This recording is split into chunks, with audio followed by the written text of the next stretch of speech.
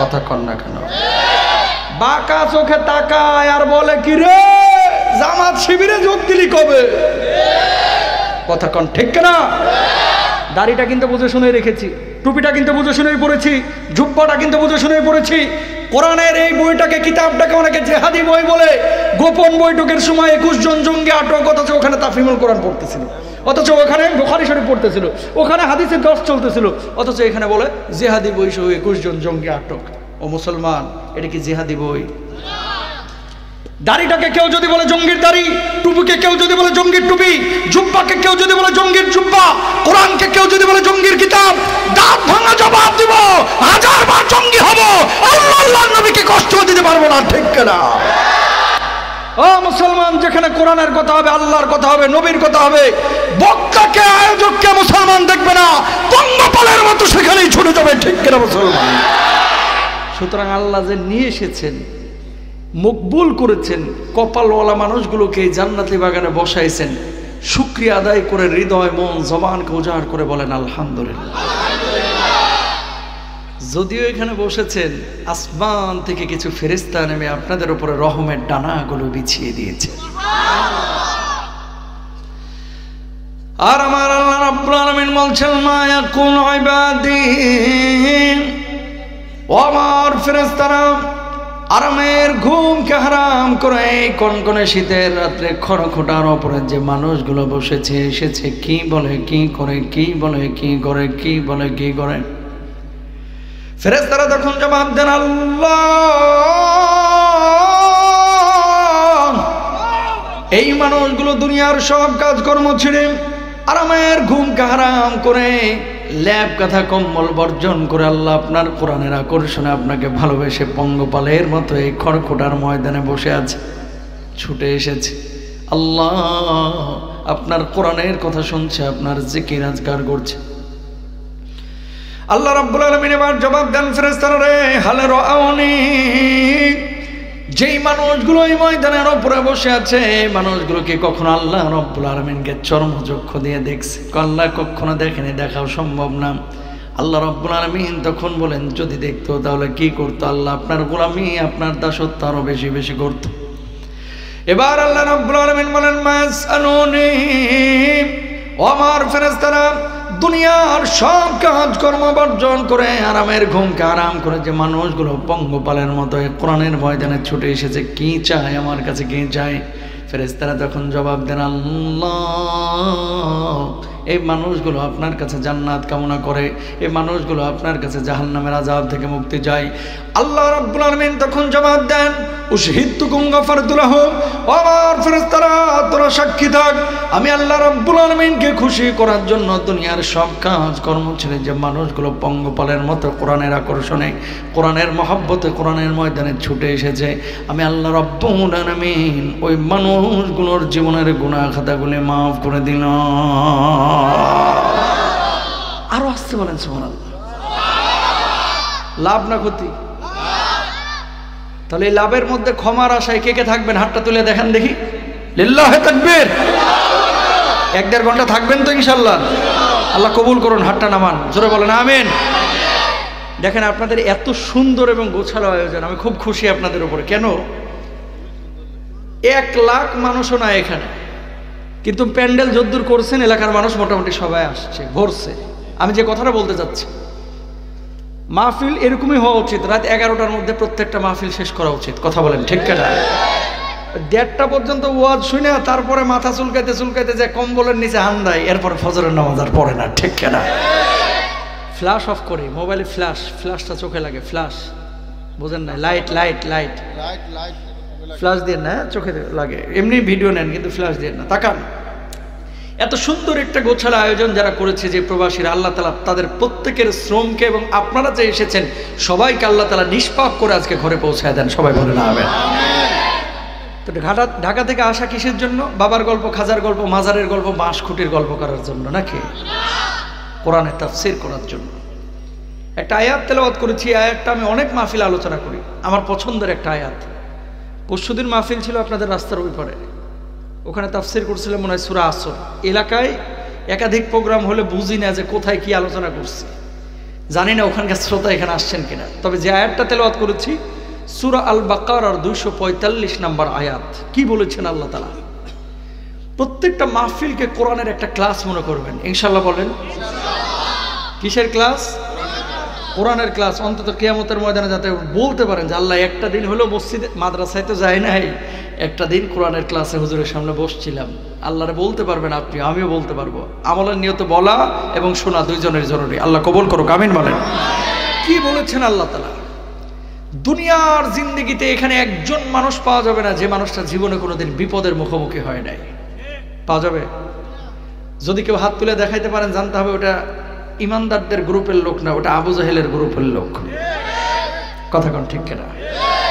ইমানদার যদি দাবি করেন বিপদে পড়তে, নবীকে আল্লাহ চাইলে উহুদের ময়দানে রক্তাক্ত না করে দিন কায়েম করে দিতে পারতেন। তাইফে রক্তাক্ত না করে আল্লাহ রাব্বুল আলামিন দিন কায়েম করতে পারতেন। কেন নবীজিকে আল্লাহ রাব্বুল আলামিন এত কষ্ট দিলেন? আল্লাহ চাইলে নবীজিকে সোনা দিয়ে মদিনায় একটা বাড়ি বানায় দিতে পারতেন। কেন আইয়ুব নবীকে ঘা দিলেন? কেন ইউনূস নবীকে মাছের পেটের মধ্যে দিলেন? কেন ইব্রাহিম নবীকে আগুনে নিক্ষেপ করলেন? এত ভালোবাসা আল্লাহ দিয়েছেন, তারপরে বিপদ কেন বেশি? প্রিয় ভাইরা আমার, আল্লাহর নবী জবাব দিচ্ছেন এর জন্য। আশাদ্দুন নাসি বালাআন আল আম্বিয়া। আল্লাহর নবী জবাব দিচ্ছেন, দুনিয়ার জিন্দেগিতে সবচাইতে বড় বড় পরীক্ষা এবং কঠিন মুহূর্তের বিপদের মুখোমুখি হয়েছে নবী আম্বিয়া আলাইহিমুস সালাতু ওয়াস সালাম। সুম্মাল আমসাল ফাল আমসাল। এরপরে নবী আম্বিয়া আলাইহিমুস সালাতু ওয়াস সালামকে যারা অনুসরণ করে ইমানদার, এদেরকে আল্লাহ রাব্বুল আলামিন বেশি বিপদ আপদ দেন। তারপরের ইমানদারের যে স্তর হয়েছে, এদেরকে আল্লাহ রাব্বুল আলামিন বেশি বেশি বিপদ আপদ দান করেন। এই দুনিয়ার জিন্দেগিতে আল্লাহ রাব্বুল আলামিন কোরআনুল কারীমের অন্য আয়াতের মধ্যে বলছেন, আহাসিবান নাসু আইয়ুতরাকু আইয়াকুলু আমান্না ওয়া হুম লা ইফতানুন।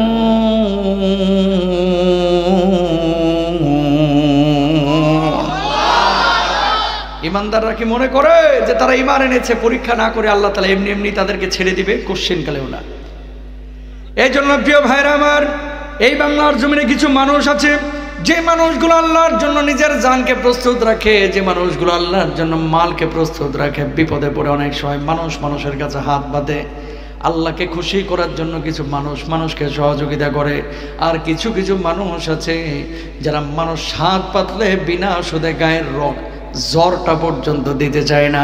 এরকম সুদখোর গোটা কুমিল্লাতে একটাও নাই, ঠিক কিনা? আসেনি? বুঝেন নাই? কাকা 3,000 টাকা দেন না, আগামী সোমবার আসরের পরে দিয়ে দেব। দেখা হলে খালি টাকা সেট করে উঠে, এরকম লোক আছে না? কাকা সোমবারে 3300 দিব, 3000-এর এগেনস্টে। কত? কাকায় মুচকি হাসে আর বলে, ধুরবুকা, টাকা কি পকেটে থাকে? চল বাড়িতে চল। কথা বুঝেন নাই? সুদের গন্ধ পাইছে ফরফরা, এখন টাকা বাইর হচ্ছে। যতক্ষণ সুদের গন্ধ পায় নাই, টাকা কিন্তু বাইর হয় নাই। গোটা কুমিল্লা এরকম সুদ করে একটাও নাই। এখানেও আছে। বিদেশ থেকে টাকা দিচ্ছে, সিঙ্গাপুর থেকে, দুবাই থেকে, সৌদি আরব থেকে। আমি কিন্তু খুব ভালো করেই জানি 14 গ্রামের মানুষের টাকা কিন্তু কম নাই।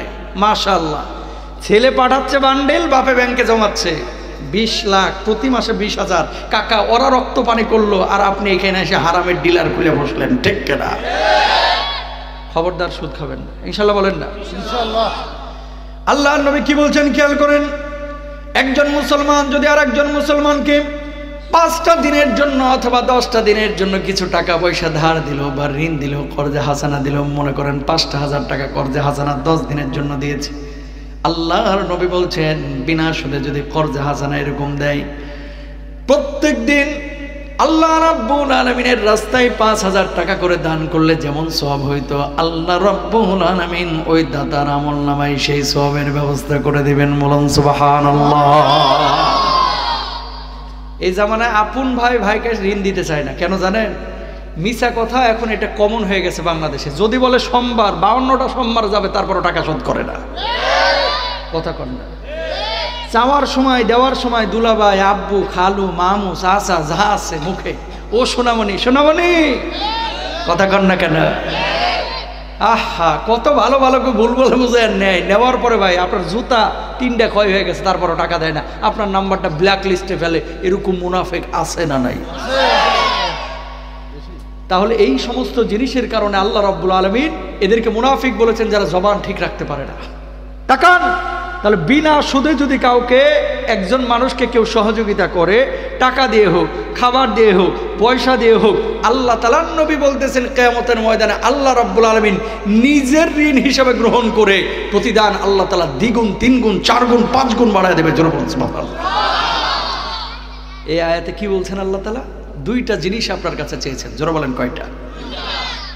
মানুষ মানুষের কাছে হাত পাতে কখনো খাবার চায়, কখনো পানি চায়, কখনো রাস্তাঘাট চায়, কখনো টাকা পয়সা চায়। বাপ মা যদি কোনো জিনিস চায় আপনি কিন্তু দিবেন।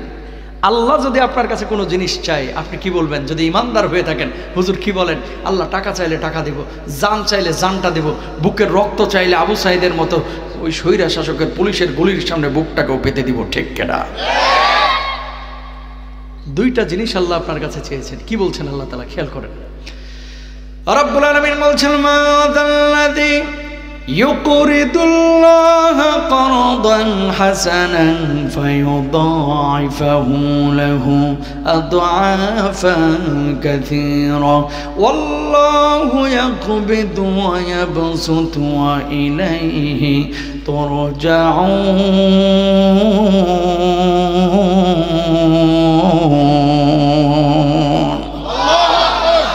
আল্লাহ রাব্বুল আলামিন বললেন, যে ব্যক্তি আল্লাহ রাব্বুল আলামিনকে ঋণ দিবে, আল্লাহ রাব্বুল আলামিন কিয়ামতের ময়দানে তার জন্য 2 গুণ বদলার ব্যবস্থা করবেন, 3 গুণ বদলার ব্যবস্থা করবেন, 4 গুণ বদলার ব্যবস্থা করবেন। সর্বোপরি আল্লাহ রাব্বুল আলামিন ওই মানুষগুলোর জন্য চূড়ান্ত জান্নাতের ফয়সালা করবেন। বলুন সুবহানাল্লাহ। আয়াতটা যেদিন নাজিল হইল সাহাবীরা সন্দেহের মধ্যে পড়ে গেছেন, কনফিউশনে পড়ে গেছে। আসমান বানিয়েছেন আল্লাহ, জমিন বানিয়েছেন আল্লাহ, সব কিছুর মালিক আমার আল্লাহ। সে আল্লাহ রাব্বুল আলামিন কেন মানুষের কাছে ঋণ চাইলেন? কিছুই তো বুঝলাম না। ওগো নবীজি, আল্লাহ রাব্বুল আলামিন আমাদের কাছে ঋণ চাইলেন, আল্লাহর কি টাকা পয়সার সংকট আছে? আল্লাহর নবী জবাব দিলেন, আল্লাহ রাব্বুল আলামিন কর্জে হাসানা দিয়ে টাকা বোঝায় নাই, পয়সা বোঝায় নাই, খাবার দাবার বোঝান নাই। আল্লাহ রাব্বুল আলামিন বুঝিয়েছেন যেখানে জানের প্রয়োজন সেখানে জাল দিবা, আর যেখানে মালের প্রয়োজন সেখানে আল্লাহর রাস্তায় মাল দিবা। আল্লাহ রাব্বুল আলামিন তোমাদের কাছে এই 2টা জিনিস চেয়েছেন। বলুন আল্লাহু আকবার। দরদের ভাইরা আমার, কিয়ামতের ময়দানে এক শ্রেণীর মানুষ উদ্বিগ্ন থাকবে, কপালগুলো ঘরমুক্ত হয়ে যাবে। আজ আমার কি হয়, আজ আমার কি হয়, আজ আমার কি হয়, আজ আমার কি হয়। এমন মুহূর্তে আল্লাহ রাব্বুল আলামিন ওই মানুষগুলোকে আল্লাহর আদালতের সামনে দাঁড় করাবেন।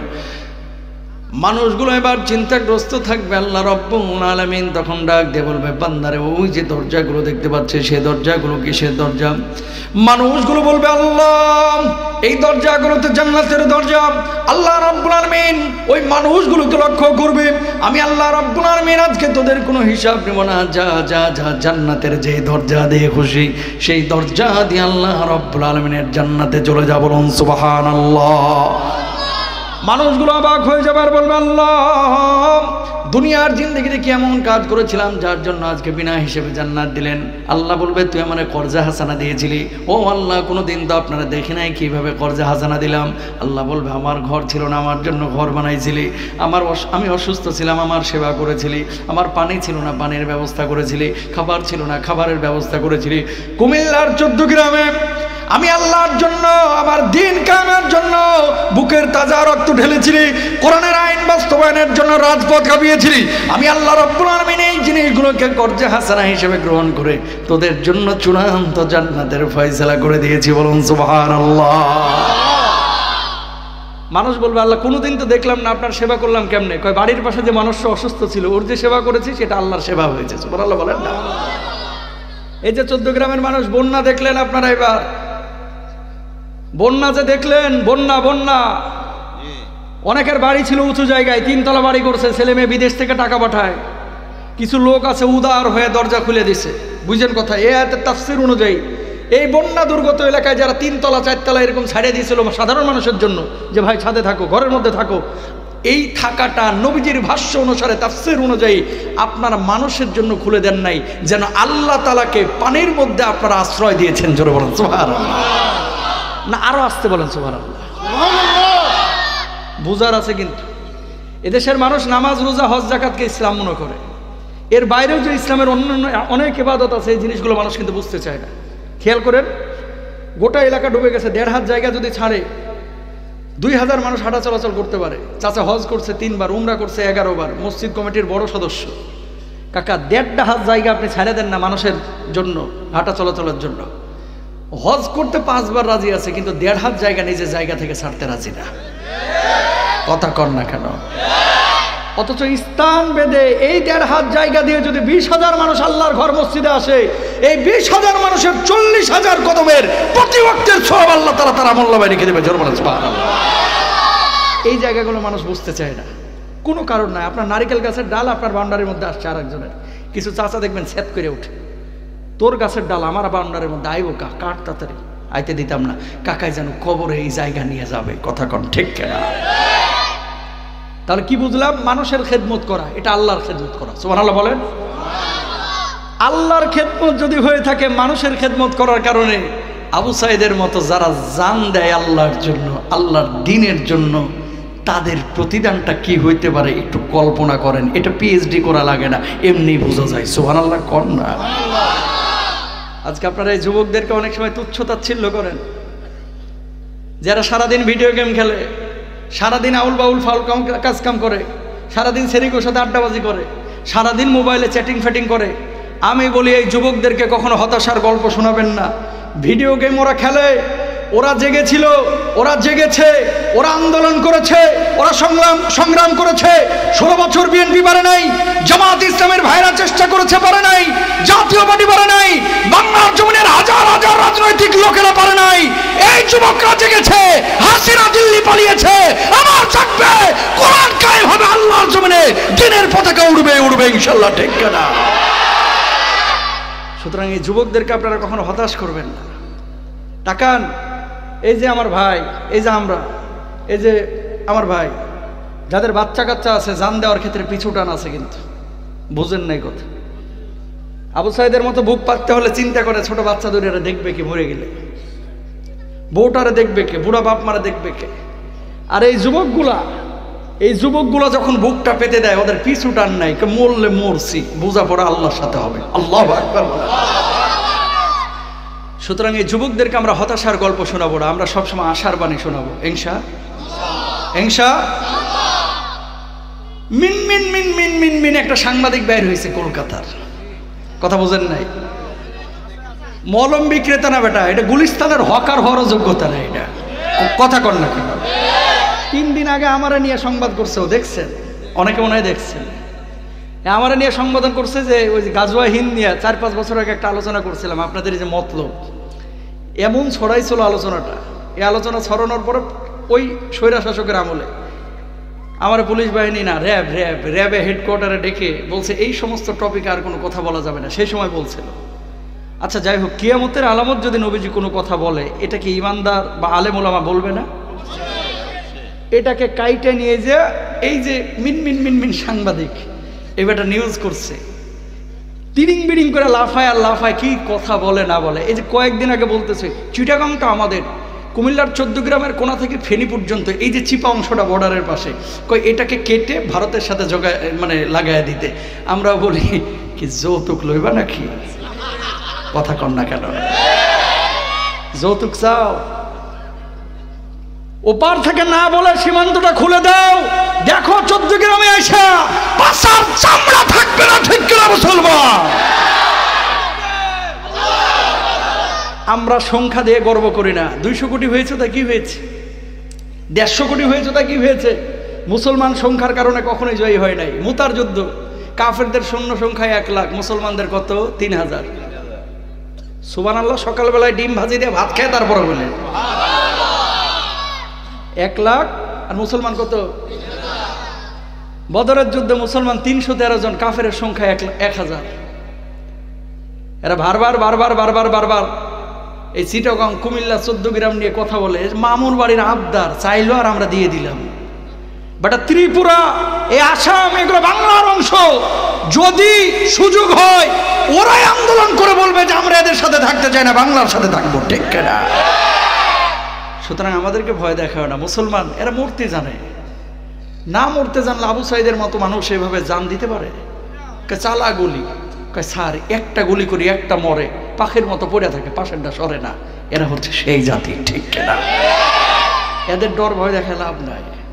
এই জন্যই আয়াতটা নিয়ে কথা বলতেছি ভাই। তা আল্লাহ কি চাইছে? দুইটা জিনিস আপনার কাছে, জোর বলেন কয়টা? পেছনে মানুষগুলো বলেন কয়টা? সম্পূর্ণ একটা কথা বলে, এই বাংলার জমিনে ইসলাম কায়েমের জন্য সবচাইতে বড় বাধা হচ্ছে মুসলিম নামধারী কিছু মুনাফিক। হিন্দুরা মুসলমানদের অত শত্রুরা। ইসকনের জঙ্গিদের কথা বাদ দেন, সব হিন্দু কি খারাপ? আমরা হিন্দু খ্রিস্টান পাশাপাশি থাকি না? রাতের অন্ধকারে কোনো হিন্দুকে আঘাত করবেন না, মন্দিরে আঘাত করবেন না, এটা ইসলামে জায়েজ না, এটা কাপুরুষতা। তবে আমার সাইফুল ইসলাম আলিফকে যারা জবাই করেছে, যারা হত্যা করেছে, এই সমস্ত জালেমগুলোকে পিটাইয়া দিল্লি পাঠাইয়া দেওয়া উচিত, ঠিক কিনা? হিন্দুদেরকে না, জঙ্গিদেরকে। কাদেরকে? ইসকনের জঙ্গিগুলোকে। কেন বলতেছে এই কথাটা? আল্লাহ আপনার কাছে চাইলেন দুইটা জিনিস, একটা হচ্ছে জান আর একটা হচ্ছে মাল। বাংলার জমিনের মানুষ, এই যে তাবলিগের মারামারি, এই গ্রুপিং, মুসলমানদের মধ্যে অনেক মুসলমান আছে এখনো ইসকনের পক্ষে কথা বলে, বোবা শয়তান। এগুলোর হাসর নাসর যেন ইসকনের সাথেই হয়, ঠিক কিনা? দোয়া করবেন না? যেগুলো ইসকনদের পক্ষে কথা বলে, খ্রিস্টান ইহুদিদের পক্ষে কথা বলে, আল্লাহ জানে এদের হাসর ইসকনের সাথেই করায়। এই মুসলমানরা মুসলমান হয়ে মুসলমানকে মারে, আহা কলিজাটা ফেটে যায় রে ভাই। মুসলমান, আপনার বড় পরিচয় কি? আল্লাহকে মেনেছেন, নবীকে মেনেছেন, কোরআনকে মেনেছেন। কে কোন দলের ওটা দেখবেন না। আমার বড় পরিচয় আমি মুসলিম, আমি মুসলিম, আমি মুসলিম, ঠিক কিনা? গ্রুপিং করব না, মারামারি করব না। হাত এখানে কেউ বাঁধলে বাঁধতে দেন, কেউ নিচে বাঁধলে বাঁধতে দেন, কারণ হাদিসে দুইটাই আছে, তিনটাই আছে। কেন গ্রুপিং করব? তবে হ্যাঁ, শিরিকের ব্যাপারে আমরা উদাসীন না হব না, তাওহীদের ব্যাপারে আমরা কখনো উদাসীন হব না। প্রিয় ভাইরা আমার, খেয়াল করেন, তাহলে আল্লাহ রাব্বুল আলামিন আপনার কাছে জান চাইলো, মান চাইলো। এই দুনিয়ার জিন্দেগিতে হাজার হাজার মানুষ টাকা দিতে রাজি আছে, মসজিদের ফ্যান দিতে রাজি আছে, বারান্দার মধ্যে লাইট দিতে রাজি আছে, হাজার হাজার মাহফিল করতে রাজি আছে। অবশ্যই এগুলো ভালো উদ্যোগ, কিন্তু শুধু টাকা দিলেই হবে না। যেখানে আল্লাহর জন্য টাকার প্রয়োজন নাই, জানের প্রয়োজন, সেখানে জানটাও দিয়ে দিতে হবে, ঠিক কিনা? আয়াত যেদিন নাজিল হইল, পরবর্তী দিন আবু বকর সিদ্দিক রাদিয়াল্লাহু তাআলা আনহু মদিনার এক বাজারে গিয়েছেন। যাওয়ার পরে কিনারার মধ্যে দাঁড়ানো একজন ইহুদি বারবার আবু বকরকে ঠেস মেরে কথা বলতেছে। কি গো আবু বকর, তোমার আল্লাহ নবী এতদিন বললো আল্লাহ আসমান বানাইছে, জমিন বানাইছে, সব কিছুর মালিক তোমার আল্লাহ। এটা আবার কেমন আল্লাহ? তোমার আল্লাহ দেখে মানুষের কাছে ঋণ চাই। তার মানে তোমার আল্লাহ একটা ফকির, তোমার আল্লাহ একটা মিসকিন। নাউজুবিল্লাহ বলবেন না?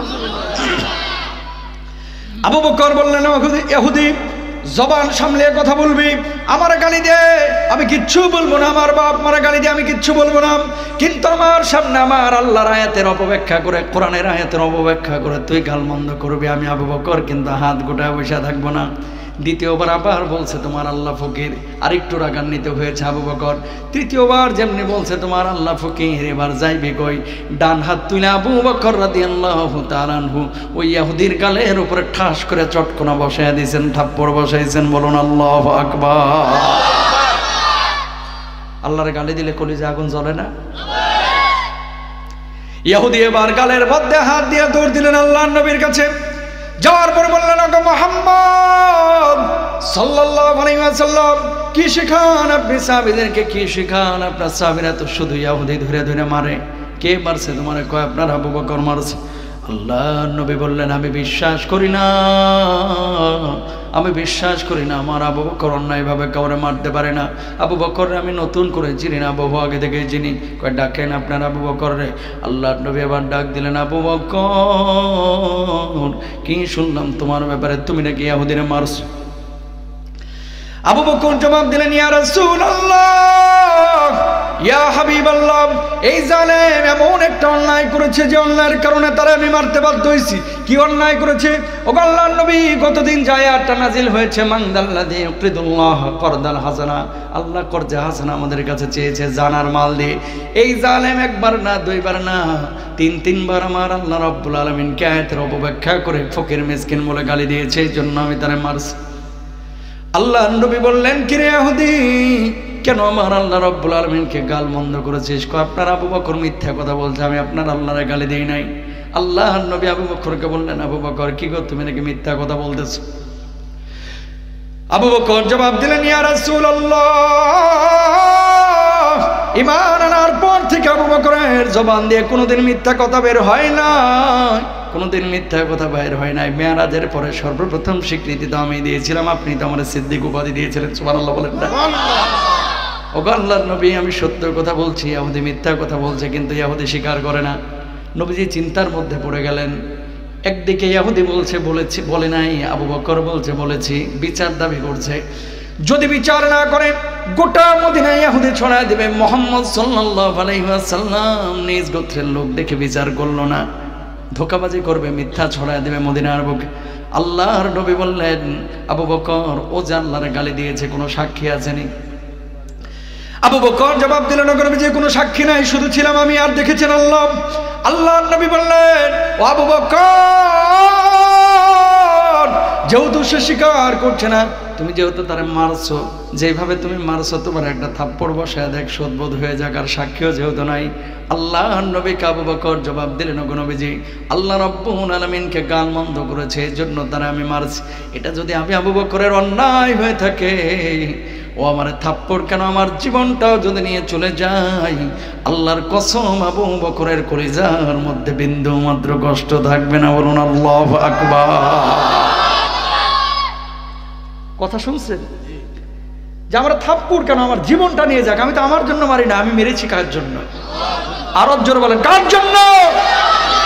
আল্লাহর নবী, এই জন্য আমি মেরেছি। নবীজি ইহুদিকে ডাক দিয়েছে, এদিকে আয়। আমার আবু বকর যেমনে মারছে ওইভাবে একটা থাপ্পড় মেরে দে। ইহুদি রেডি হচ্ছে, আজকে তোর একদিন কি আমার একদিন, থাপ্পড় দেবে। আর শাহজিমে গ্রিন সিগন্যাল চলে গেছে। জিবরিল আমিনকে আল্লাহ রাব্বুল আলামিন ডাক দিলেন, ও জিবরিল আমিন, ও জিবরিল আমিন, মুহূর্তের মধ্যে আমার হাবিবের কাছে চলে যাও দুনিয়ার জিন্দেগিতে। যাওয়ার পরে বলো, আবু বকরের পক্ষে দুনিয়ার কোনো সাক্ষীর প্রয়োজন নাই। খবরদার, ইহুদির হাত যেন আবু বকরের গাল স্পর্শ না করে, আপনি ইহুদিরে সামলান। আবু বকরের পক্ষে দুনিয়ার কোনো সাক্ষীর প্রয়োজন নাই। আর শাহজিম থেকে আমি আল্লাহ রাব্বুল আলামিন আবু বকরের পক্ষে সাক্ষী হয়ে গেল।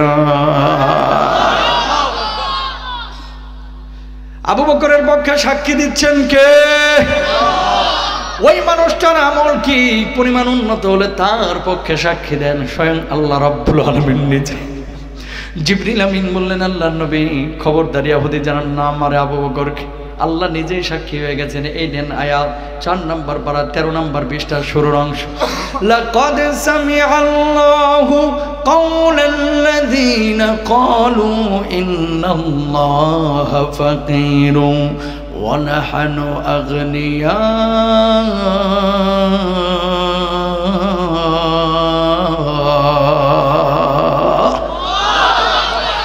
আল্লাহ রাব্বুল আলামিন তার কথা শুনেছেন যে আমার আল্লাহকে ফকির বলেছে, যে আমার আল্লাহকে মিসকিন বলেছে। আমার আল্লাহ ফকির না, আমার আল্লাহ মিসকিন না। যারা আল্লাহকে ফকির মিসকিন বলে গালমন্দ করে, এই দুনিয়ার জিন্দেগিতে সবচাইতে ফকির মিসকিন বড় কুলাঙ্গার তারাই, পাপিষ্ট তারাই, ঠিক কিনা? কি বুঝলেন? আবু বকর নরম মেজাজের মানুষ ছিলেন। আপনার আমার চাইতে নামাজ কম পড়তেন না বেশি? রোজা কম না বেশি? তাহাজ্জুদ তো 2 রাকাত কম পড়তো আপনার চাইতে বেশি। তো আপনাকে নারায়ণগঞ্জের এমপি সাহেব দেখি প্রতিদিন 70 রাকাত থেকে 80 রাকাত তাহাজ্জুদ পড়তেন। যেদিন এই কথা বলছে এরপর থেকে মনে হয় ইবলিস এক রাত তো হাসির জ্বালায় সুস্থ মতো ঘুমাইতে পারে না, ঠিক না? 70 রাকাত 80 রাকাত তাহাজ্জুদ মাইরি পড়ে। ওরে ভাই, এটা ইবলিসও বিশ্বাস করবে না, কথা কন না, ঠিক না? বোঝার আছে কিন্তু কথা। নরম মেজাজের আবু বকর আল্লাহ আল্লাহ নবীর স্বার্থ এসেছে, গর্জে উঠেছে। কিছু চাচা পাবেন এলাকার মধ্যে সারাদিন মসজিদে তসবিহ নিয়ে পড়ে থাকে, আর কিছু আমলের কেতাব লয়ে পড়ে থাকে। নবীকে সুইডেনে গালি দেওয়া হয়, ভারতবর্ষে আমার নবীকে নিয়ে কটাক্ষ করা হয়, বাংলার জমিনে নাস্তিক মুরতাদরা কথা বলে, সারা দেশ উত্তাল হয়ে যায়, রাজপথ থরথর করে কাঁপে, কুমিল্লার ছেলে মেয়েরাও রাজপথে নামে, কিন্তু ওই চাচা মসজিদের কোণা থেকে বাইরে হতে রাজি না। ঠিক না? কেন? নামাজ পড়া যেমন ফরজ, আল্লাহ আল্লাহর নবীর সম্মান ইজ্জত রক্ষা করা, আন্দোলন করা, সংগ্রাম করা আপনার উপরে তেমনি। এটা সুন্নত না, এটা নফল না। কি? আপনার সামনে আল্লাহরে গাল বন্ধ করবে আর আপনি ললিপপ খাইবেন, এটার নাম ইসলাম? এগুলো ভণ্ডামি, ইসলামের কিচ্ছু বুঝে নাই। কথা বলেন ঠিক না? নবীজি বলছেন কিয়ামতের আগে মসজিদে মুসল্লি বাড়বে কিন্তু ইমানদারের সংখ্যা কমবে। এই জামানায় মুসল্লি বাড়তেছে, মাশাআল্লাহ, পজিটিভ, কোনো সমস্যা নাই। দাড়িওয়ালা টুপিওয়ালা বাড়তেছে, জুব্বাওয়ালা বাড়তেছে, নামধারী আব্দুল করিম, আব্দুর রহমান, আব্দুল সামাদ বাড়তেছে, কিন্তু আসল ইমানদারের সংখ্যা কমেছে। এর লেগে কপালে 6 ইঞ্চি সেজদার কালো দাগ নিয়ে ওষুধ খায়। কথা কয় না? আছে না? সামনের কাতারে নামাজ পড়ে, মুয়াজ্জিনের আগে প্রতি ওয়াক্তে মসজিদে হাজির হয়, মুয়াজ্জিনের আগে। কিন্তু যদি বলা হয় কাকা কোরআনওয়ালাদেরকে ভোটটা দেন, কাকা বেজার। আছে না? নামাজ পড়া, রোজা করা, হজ করা, যাকাত দেওয়া ফরজ না সুন্নত? কথা বলেন। আছে কোথায় কোরআনে? সবাই বলেন আছে কোথায়? খুব মনোযোগ দিয়ে কথাগুলো শুনবেন। নামাজ, রোজা, হজ, যাকাত ফরজ আছে ওই কোরআনে। আল্লাহ বলছে আল্লাহর জমিনে আল্লাহর আইন বাস্তবায়ন করা, কোরআন বাস্তবায়ন করা, আল্লাহর দ্বীন জমিনে কায়েম করা, এটা ফরজ না সুন্নত? এই কোরআনই আল্লাহ বলছে। তার মানে আপনি 4টা মানলেন, 5টা মানলেন, একটা মানলেন না, আপনি মুসলমান না, আপনি প্রকৃত মুসলমান না, আপনি ইসলামের বার্তা বোঝেন নাই। ঠিক কিনা? তাহলে আমি কেমন মুসলমান হব? উদখুলু ফিস সিলমি কাফা, পরিপূর্ণভাবে ইসলামে দাখিল হব। তাকান, একদিকে দুনিয়া আর একদিকে হচ্ছে ইমান। ইমানের প্রশ্নে দুনিয়ার সব ছাড়তে পারবো, বউ ছাড়তে পারবো, বাচ্চা ছাড়তে পারবো, বাপ মাকে ছাড়তে পারবো, চাকরি বাকরি ছাড়তে পারবো, সরকারকে ছাড়তে পারবো, রাষ্ট্রকে ছাড়তে পারবো, ভূমিকে ছাড়তে পারবো, আকাশকে ছাড়তে পারবো, ইমান ছাড়তে পারবো না। ঠিক কিনা? ইমানের প্রশ্নে এরকম আপোষহীন থাকতে হবে। কিন্তু আমাদের মুসলমানদের অবস্থা কি এখন জানেন? মুসলমানদের অবস্থা বড্ড ভয়াবহ অবস্থা ভাই। ম্যাক্সিমাম মানুষই দাবি করে আমরা ইমানদার, কিন্তু ইমানের যে দাবিগুলো, ওযু ভঙ্গের কারণ কি এটা সবাই জানে, কিন্তু ইমান ভঙ্গের কারণ কি এটা 95% বাঙালি জানে না। যদি জানতো, মুরাদনগরে দেখেন না, কামার মনর কালে ঢোলবাসী বাজাইও, আছে না? তো যদি ইমান বুঝতো, এই জীবনে বলতো। লালনের মাজারে গিয়ে বাংলাদেশের মানুষ জান্নাত খোঁজে। এদেশের মানুষের ধর্মীয় আবেগ বেশি, ধর্মীয় জ্ঞান কম, এই জন্য যে যেভাবে পারে এটারে ব্যবহার করে। আর কেউ কেউ তো মাশাআল্লাহ গানের তালে তালে আবার নাচায়। কিরামান কাতিবিন, রোজ হাসরের দিন আল্লাহর দরবারে যদি করে অভিযোগ, আমি বলবো দুনিয়ায় ছিলাম খাজা বাবার লোক। এরকম লোক আছে না? নাই? বললে আল্লাহ তাআলা ফরফরায় জান্নাতে টিকিট হাতে ধরায় দেবে। এটা কি? বুঝছেন কথাগুলা? তাহলে যে আল্লাহ রাব্বুল আলামিন কোরআনটাকে আল্লাহর জমিনে দিয়েছে, নামাজ, রোজা, হজ, যাকাত যেমন ফরজ, আল্লাহর জমিনে আল্লাহর আইন বাস্তবায়ন করা তেমনই। কোরআন যদি থাকে এদেশের মধ্যে লাভ না ক্ষতি। শুনেন, দুনিয়ার একটা উদাহরণ দিই। অনেক মাহফিল আমি বলি কথাটা। উজবেকিস্তানে আমার সফর ছিল, ইমাম বুখারী রাহিমাহুল্লাহর কবরটা জিয়ারত করলাম বুখারায়, পরে সামারকান্দে আসলাম, জোহরের নামাজের সময় হলো। এক মসজিদে ঢুকলাম, ঢুকার পরে দেখতে পেলাম সমস্ত মুসল্লিরা নামাজ আদায় করতেছে, মোবাইল ফোন মানি ব্যাগ পেছনে রেখে সামনে নামাজ আদায় করতেছে। চিন্তা করলাম সবার কি মোবাইলের চার্জ শেষ? আসলে না। নামাজ শেষে দেখলাম যে নামাজে খুশু নষ্ট হবে, এই জন্য মোবাইল ফোন মানি ব্যাগ পেছনে রেখে সামনে নামাজ আদায় করতেছে। চিন্তা করলাম আল্লাহ বাঁচাইছে যে মসজিদটা ঢাকার গুলিস্তানের কোনো মসজিদ না। কথা বলেন না কেন? ওই দেশে মোবাইল ফোন মানি ব্যাগ নিরাপদ, আর আমার দেশে মসজিদের মুসল্লির ছেঁড়া জুতাও নিরাপদ না। কথা কন ঠিক কেনা? রংপুরে মাহফিলে গিয়ে এক বাথরুমে গেলাম মসজিদের, দেখলাম বদনা শরীফের গলা ভাঙা। এই ভাঙা বদনার গলার মধ্যে শিকল পেঁচা রাখছে, মানে ওই বদনাও নিরাপদ না। কথা কন ঠিক কেনা? 3400 টাকার সৌদি আরবের জুতা নিয়ে এসে মসজিদে যাচ্ছেন, সূরা ফাতিহার পরে খালি চিন্তা করতেছেন আছে না গেছে, আছে না গেছে। ঠিক কেনা? এদেশের মধ্যে মসজিদের জুতা নিরাপদ না, আর ওই দেশে মানিব্যাগ মোবাইল নিরাপদ। পার্থক্য একটাই, কোরআন আছে, চোর নাই। কোরআন নাই তো চোরের আখড়া তৈরি হবে। ঠিক কেন?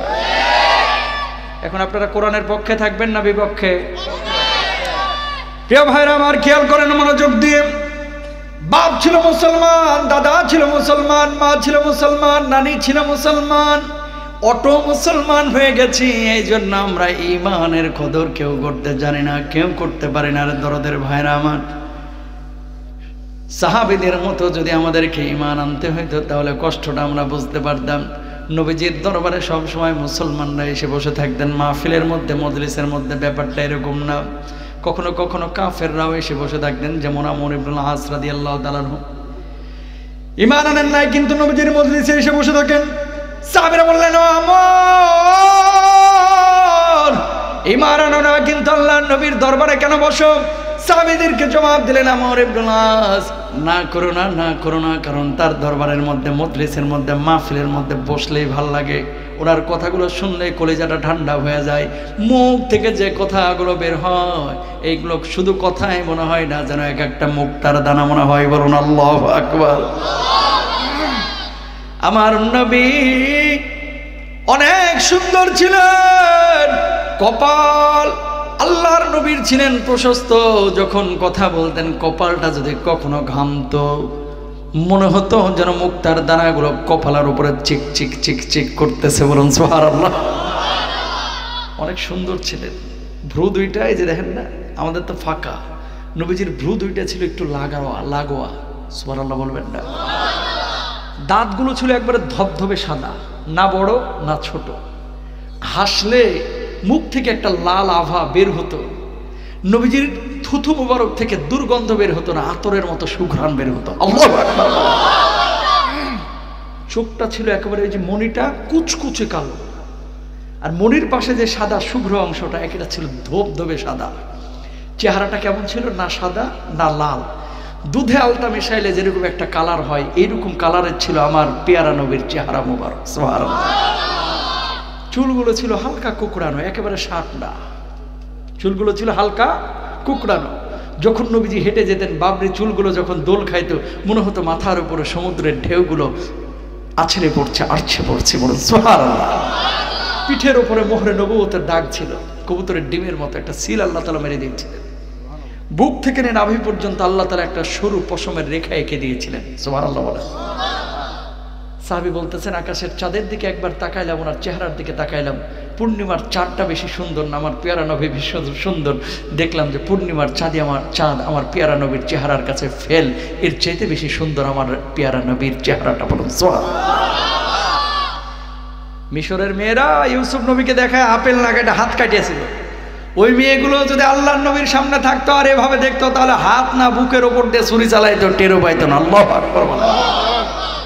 আল্লাহর হাবিব সাল্লাল্লাহু আলাইহি ওয়াসাল্লাম এত সুন্দর ছিলেন। তো আমর ইবনুল আস ঈমান আনেন নাই, কাফের।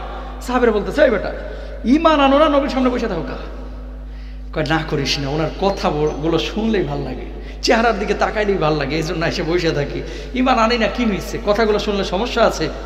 সাহাবীরাও চিন্তা করলেন, তাই তো, এভাবে বসতে বসতে একদিন ঈমান আনিয়ে ফেলবে। আল্লাহু আকবার বলেন। হঠাৎ একদিন বসা, জিবরিল আমিন এসে হাজির আল্লাহর নবীর কাছে। মৌমাছির মতো গুনগুন গুনগুন আওয়াজ শুরু হয়ে গেল, বুঝতে বাকি রইল না আল্লাহর নবীর কাছে কোরআনের আয়াত নাজিল শুরু হয়েছে। সুবহানাল্লাহ বলেন। নবীজি মাথা নিচু করলেন, সূরা নাজিল হইল। সেই সূরাটার নাম হচ্ছে সূরা আসর। ওয়াল আসরি ইন্নাল ইনসানা লাফি খুসর ইল্লাল্লাযীনা আমানু ওয়া আমিলুস সালিহাতি ওয়া তাওয়াসাউ বিল হাক্কি ওয়া তাওয়াসাউ বিস সাবর। বলুন আল্লাহু আকবার। সব মানুষ ক্ষতির মধ্যে, আসরের শপথ। চার শ্রেণীর মানুষ, যারা ক্ষতির মধ্যে নাই, যারা ঈমান এনেছে, যারা সৎ কাজ করেছে, যারা সৎ উপদেশ মানুষকে দিয়েছে, আর যারা ধৈর্য ধারণ করেছে। সুবহানাল্লাহ জোরে বলেন। সূরাটা নাজিলের পরে জিবরিল আমিন চলে গেল, সাহাবীদেরকে বলতেছেন, ও আমার সাহাবীরা শোনো, আজকে যে সূরাটা নাজিল হয়েছে কোন মানুষ সফল কাম আল্লাহ বলে দিয়েছে। সাহাবীরা বললেন, ইয়া রাসূলুল্লাহ, ইয়া হাবিবাল্লাহ, কি সূরা নাজিল হয়েছে একটু বলেন, আমরা মুখস্থ করে ফেলাই। আল্লাহর নবী বললেন, সাহাবীরা মুখস্থ করলেন। ওই মজলিসের মধ্যে ছিল কাফের আমর ইবনুল আস, তখন ঈমান আনেন নাই। তিনি সাহাবীদের কাছ থেকে শুনে শুনে কাফের হওয়া সত্ত্বেও সূরাটা মুখস্থ করে ফেললেন। বলুন আল্লাহু আকবার। ঈমান আনেন নাই, সূরা মুখস্থ করে ফেলেছেন। মুসাইলামাতুল কাজ্জাব ওই যে মিথ্যা নবী দাবি করেছিল শেষ জামানায়, এর সাথে ছিল আমর ইবনুল আসের বন্ধুত্ব। কাফেরকে চিনে, স্বৈরাচারের দোসররা এই স্বৈরাচারকে চিনে ঠিক মতোই। কথা বলেন ঠিক কিনা?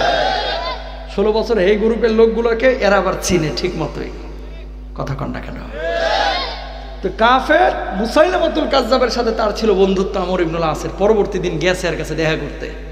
এই মুসাইলামা, কিরে তুই যে নিজের নবী দাবি করিস, ওই আবু বকরের নবীর উপরে 2 দিন পর পর দেখে আয়াত নাজিল হয়, সূরা নাজিল হয়, তোর উপরে কি সূরা টুরা নাজিল হয় না? কই বেটা, আমার উপরে সূরা টুরা নাজিল হয়, আমি মানুষের কাছে বইলা বেড়াই না।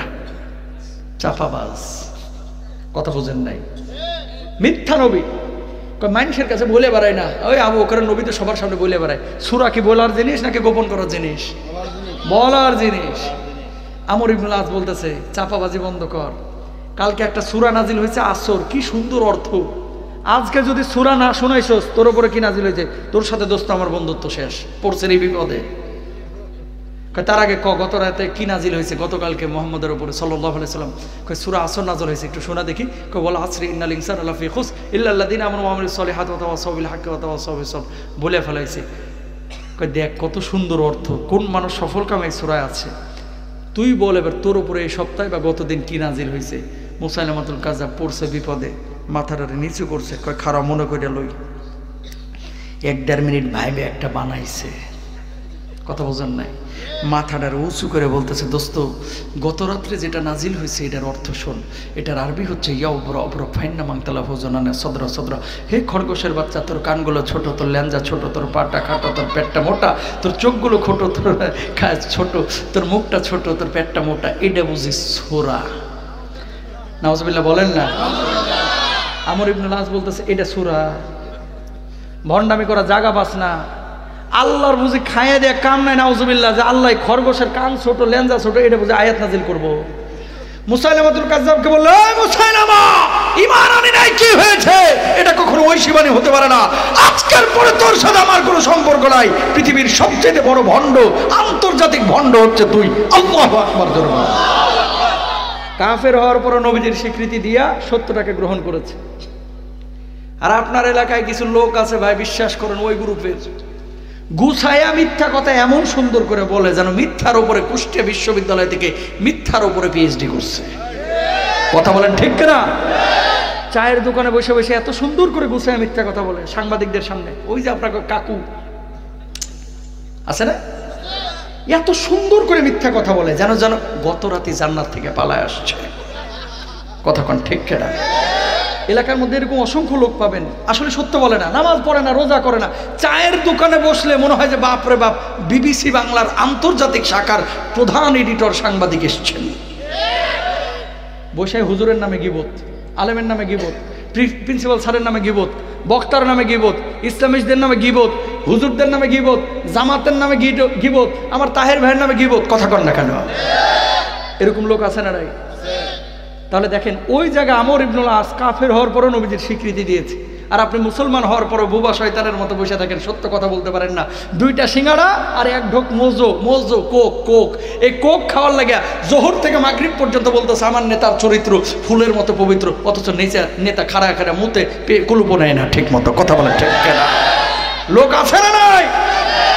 বাংলার জমিনে যদি দাজ্জাল এই মুহূর্তে আসতো, 92% মানুষ হয়তো বা ঈমান হারা হইতো। কারণ 200 টাকা, 300 টাকা, 500 টাকার জন্য অনেকে ভোট বিক্রি করে ফেলায়। ঠিক না? ও মুসলমান, তাহলে কোরআন যদি থাকে লাভ না ক্ষতি? লাভ। আমর ইবনুল আস সত্য কথা বলেছে, মুসলমান হয় নাই, তারপরও পরবর্তীতে ঈমান এনেছিল। দরদের ভাইরা আমার, বাপ ছিল মুসলমান, দাদা ছিল মুসলমান, এই জন্য অটো মুসলমান হয়ে গেছি আমরা, ঈমানের কদর করতে পারি না। আল্লাহর নবী সাল্লাল্লাহু আলাইহি ওয়াসাল্লাম বলছেন, লা ইয়াকুনান্না মিন উম্মতি আকওয়ামুন ইস্তাহিল্লুনাল হিরা ওয়াল হারিরা ওয়াল খামরা ওয়াল মাআজিফ।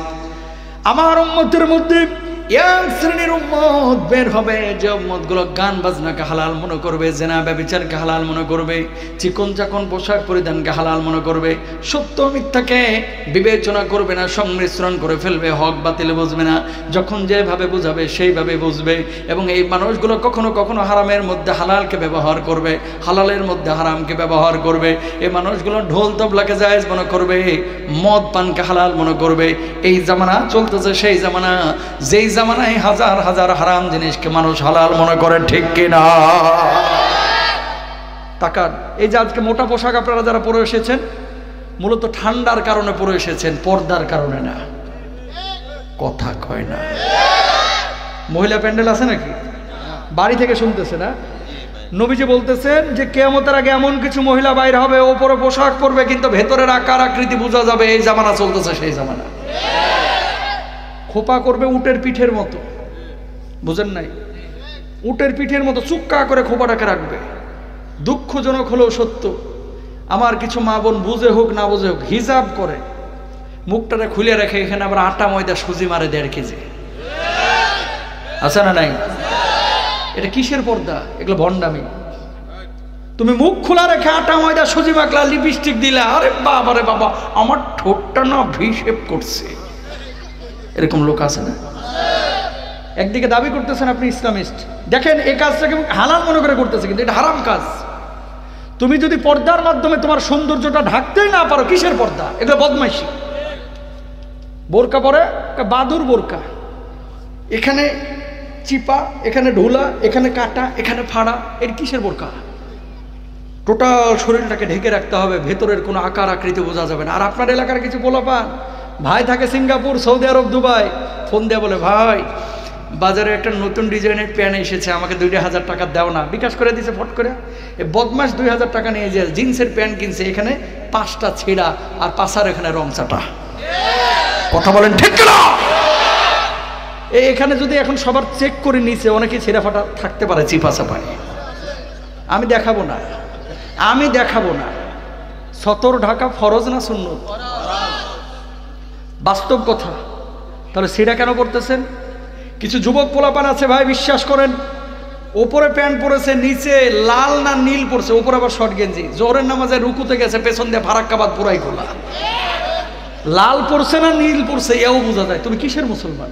তুমি ইসলাম বোঝো নাই, তুমি পর্দা বোঝো নাই, তুমি চুল কাটছো মেসির মতো, তুমি চুল কাটছো নেইমারের মতো, তোমার চলন বলন কথন সব কিছু বিধর্মীর মতো। কিভাবে তুমি শেষ জামানার নবীর উম্মত দাবি করো? ঠিক কিনা? আলহামদুলিল্লাহ এখানে কিছু যুবক আছে, আগে দাঁড়িয়ে রাখতো না, এখন দাঁড়িয়ে রাখা শুরু করেছে। আলহামদুলিল্লাহ বলবেন না? আগে টুপি পরতো না, এখন পড়া শুরু করেছে। আগে নামাজ পড়তো না, এখন পড়া শুরু করেছে। আগে টাকনুর নিচে কাপড় পরতো, এখন উপরে পড়া শুরু করেছে। এখানেও সমস্যা। কিছু চাচা আবার এগুলো সহ্য করতে পারে না, রেলমন্ত্রী গ্রুপের লোক। কথা কন না কেন? বাঁকা চোখে তাকায় আর বলে কি রে, জামাত শিবিরে যোগ দিলি কবে? কথা কন ঠিক না? দাড়িটা কিন্তু বুঝে শুনে রেখেছি, টুপিটা কিন্তু বুঝে শুনেই পড়েছি, জুব্বাটা কিন্তু বুঝে শুনেই পড়েছি। কোরআনের এই বইটাকে, কিতাবটাকে অনেকে জেহাদি বই বলে। গোপন বৈঠকের সময় 21 জন জঙ্গি আটক, অথচ ওখানে তাফহিমুল কোরআন পড়তেছিল, অথচ ওখানে বুখারী শরীফ পড়তেছিল, ওখানে হাদিসের দর্শ চলতেছিল, অথচ এখানে বলে জেহাদি বই সহ 21 জন জঙ্গি আটক। ও মুসলমান, এটা কি জেহাদি বই? দাড়িটাকে কেউ যদি বলে জঙ্গির দাড়ি, টুপিকে কেউ যদি বলে জঙ্গির টুপি, জুব্বাকে কেউ যদি বলে জঙ্গির জুব্বা, কোরআনকে কেউ যদি বলে জঙ্গির কিতাব, দাঁত ভাঙা জবাব দিব, 1000 বার জঙ্গি হব, আল্লাহর নবীকে কষ্ট দিতে পারবো না। ঠিক না?